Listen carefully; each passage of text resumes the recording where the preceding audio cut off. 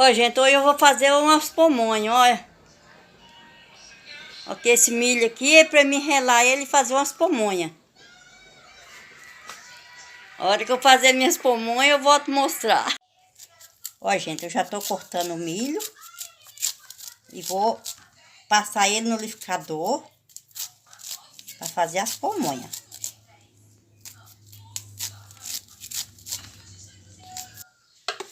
Ó, gente, eu já tô batendo meu milho. Ó, pra vocês verem, ó.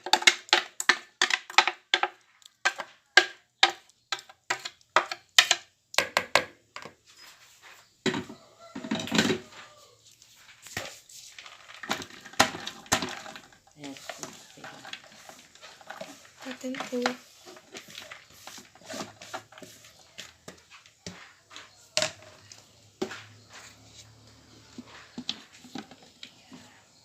Deixa assim que eu só vou triturar.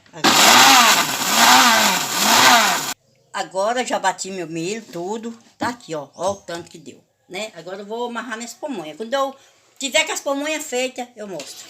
Minhas pamonhas já tá cozida. Isso aqui não, isso aqui era uma fiotinha. Agora eu tô tirando, ó. Ô, Dilma, eu falei pra você que deu contas. Deu 15.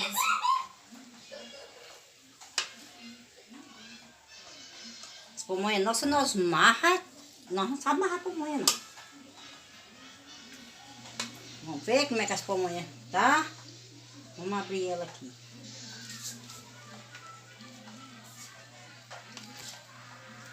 Olha. Ficou deliciosa. Peraí que a paia